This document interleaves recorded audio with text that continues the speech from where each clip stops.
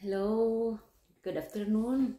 So magandang araw sa lahat. So today, mag-share tayo ng ating love story, part 3. So ano ang nangyari? Bakit hindi natuloy yung fiancé visa namin? At bakit sa Pilipinas kami nagpakasal? So yun, sa nangyari sa fiancé visa na nag-process namin noon after kami nag-engage sa Pilipinas, way back 2019. So, ayan, na-delay yun. May mga hindi na na processing. So, yun, na-notify kami na yung process namin is delay. So, may further information pa na kanilang check. So, ayan. So, dahil na-delay, one of his friend sa Amerika nag-suggest na check and visit her. So nag-book talaga siya ng ticket for 2 weeks yung vacation niya doon sa Pilipinas. So ayun, nag-book talaga siya ng hotel for 2 weeks din. So pagdating niya sa Pilipinas, mga ilang araw, sabi niya sa akin, bakit hindi na lang tayo magpakasal dito sa Pilipinas? Dahil mas masaya ka at yung mga friends mo, mga family mo maka-attend, no, lalo na yung parents mo makaano ba sa ano ba yan, pag marcha.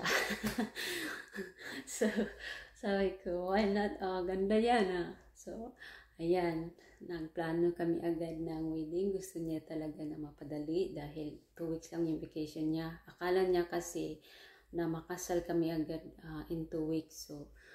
So yan, hindi man yan pwede, no, dahil mayroon pang mga process na dapat gawin. So na-rush talaga yung kasal namin sa tulong ng mga kaibigan at pamilya, no. So ayun, sa kasal namin, 50 people lang yung kinuha, in-invite namin dahil mahal kasi yung 100 up, no. So may option sila na 50 people, medyo less lang ang gastos. So alam ko naman na pinaghirapan talaga nung asawa ko yung pera niya. So 50 na lang yung kinuha ko. So ang plano ko, yung ibang hindi na-invite, mag-ano na lang ako doon sa amin, magpasalo-salo o mag-ano ba. So yun talaga yung plano ko. So anyway, here's some video sa amo ang kasal. I hope you enjoy and you enjoy watching, and please comment down below if you like it or what do you think of my video for my our love story.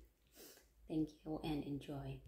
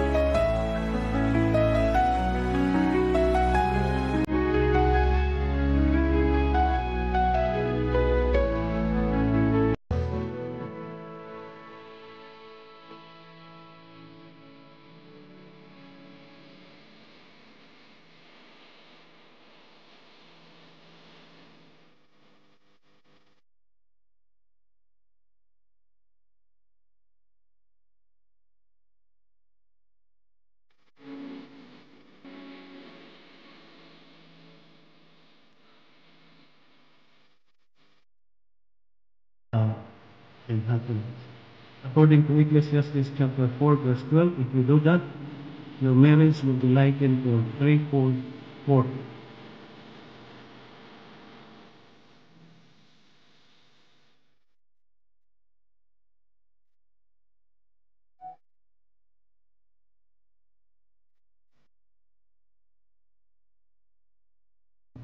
Very good.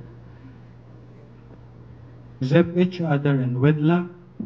I, as an ordained minister, and by the authority conferred upon me by the Holy Scriptures and the Republic of the Philippines, pronounce that they are husband and wife together. What God has yoked together, let no man put apart.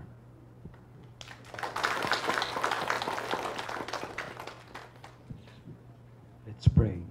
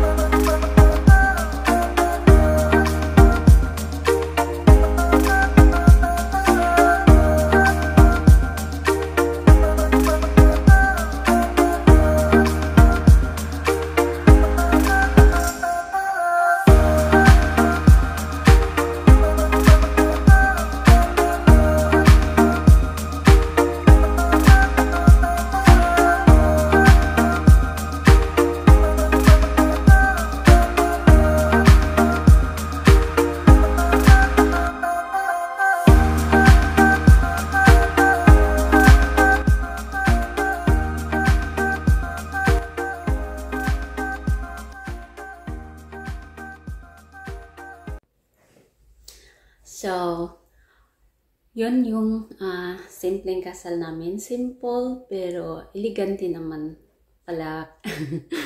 Dahil yung mga nag-arrange doon sa hotel is talagang ginalingan na parang simple lang siya pero hindi ano sa mata. So yun na masayang-masaya kami na yun ang naging outcome sa aming kasal at naka-attend na yung parents ko at syempre sobrang happy ako na yung parents ko ay nakasaksi sa kasal ko. At syempre ako lang yung isang babae nila. So yun, parang thankful din, blessing din para sa akin na nadili yung fiancé visa namin. Nang dahil doon, yung parents ko, naka-attend. Dahil kung dito kami sa Amerika, ako lang talaga mag-isa dito. So, yun. Parang na-emotional talaga ako. So, anyways, yun yung kasal ko, guys. At sobrang hindi ko yan na inaasahan na mangyayari sa buhay ko doon. Yun. So, after sa kasal namin, after a week lang, pala yung breakdown yung COVID-19. So, pandemic yun.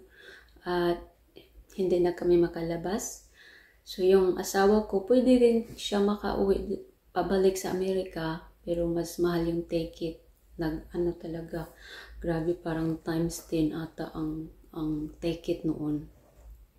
So, yung asawa ko, sobrang down siya talaga sa mga nangyayari. Dahil hindi kami nag-i-enjoy na magbisita ng mga lugar na magagandang lugar dyan sa Davao. So, nag-decide siya na mag-stay lang sa akin hanggang mag-process kami ng spouse visa. So, dahil sa pandemic, lahat talaga is shutdown, slow talaga yung mga process namin. So,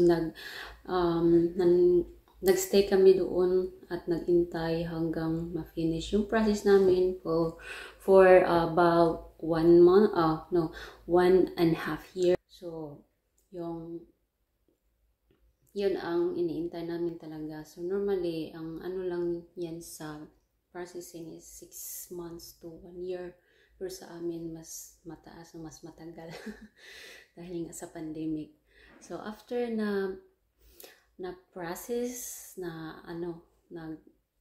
nagkuha kami ng kondo sa Manila for about 1 week lang pagstay namin para sa aking medical at sa aking visa interview para sa aking visa. So magawa tayo ulit ng video about our flight dito sa Amerika. So salamat sa pag-watching, guys, and sana magustuhan nyo at ma-inspire. But I'm just sharing my story, how that the blessing in my life sa asawa ko at sa yung pamilya ko na grabe yung support sa amin. At alam ko naman na may ibang tao na hindi masaya sa amin. Wala akong pakialam. Buhay namin to at masaya din kami. Bye-bye!